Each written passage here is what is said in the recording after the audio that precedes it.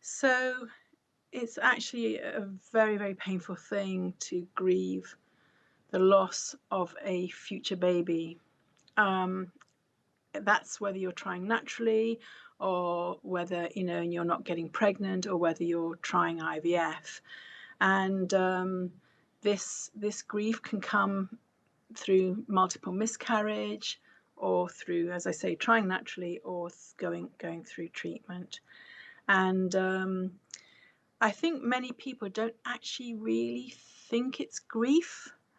It feels like grief to them, and sometimes when I say, gosh, you're really grieving, aren't you, they're a bit confused, because it's like, well, I haven't lost anyone. I think we often think about grief as being something that you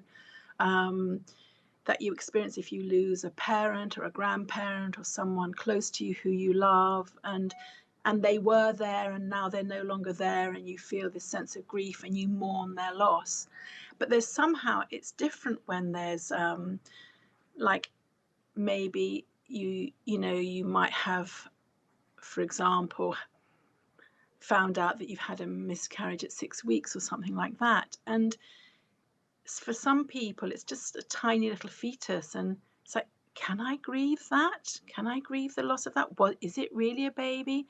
But in their hearts, for some people, they've already become bonded with that baby. It's their future child.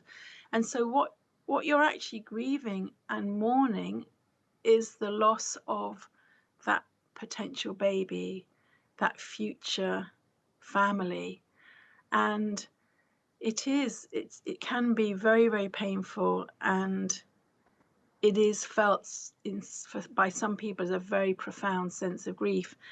And the thing about it is that, like, if you lose somebody, it's really intense at first, and then very gradually over time, it gets easier and easier and easier, and you become more accustomed to the fact that that person's no longer in your life.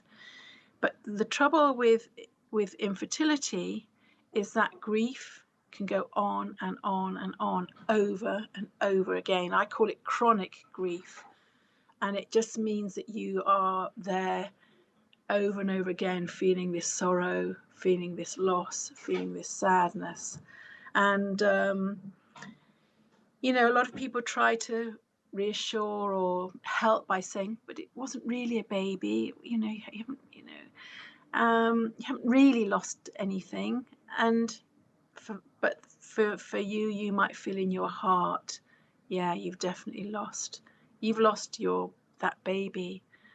And the thing is, with it not happening, is that that a baby represents more than just having a child. It represents the end of all the trying, the end of all the heartache, and all the pain, and all the treatment, and everything that you've been going through. It's the end of that, and you can move forward and start to join the rest of society and have a family and have a baby and be parents, and put all that stuff behind you.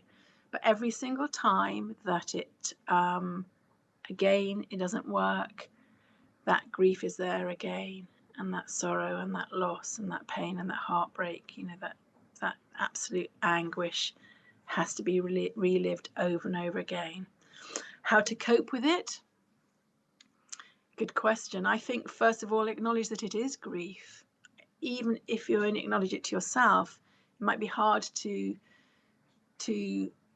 convince or persuade others that what you're going through is grief, or to explain it to them, or to make them understand. But if you know in your heart that this is grief, then you have to treat it like you would any other grief, and you have to just look after yourself, take care of yourself, and you have to do the things that you need to do to take care of your own well-being, whatever those things might be.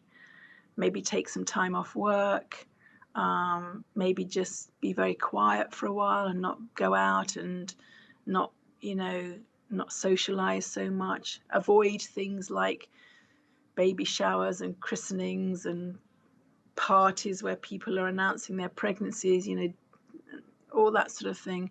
Avoid social media probably for a while, just to give yourself a break and time to just be with the feelings and to gradually recover and to build your strength again. And the grieving process is not straightforward. It's very up and down. If you ever hear someone say, I have my good days, I have my bad days, you know they're grieving, because that's what it's like. It's not a straightforward, linear curve upwards. You just gradually get better and better over time. No, you go up and down, and it can depend on all sorts of triggers. So you might go to work one day feeling quite good, and 2 people in your office announce that they're pregnant by chance that day, and suddenly you're plunged back down into the depths of distress and anguish and despair, and you go to the bathroom and you cry, and you feel like, oh my God, when is this ever going to end? And then maybe a few days later you feel better again. But over time, gradually you get through the grief and you feel stronger and stronger. But I guess you just look after yourself and do things that help you, and that varies from person to person. So yeah.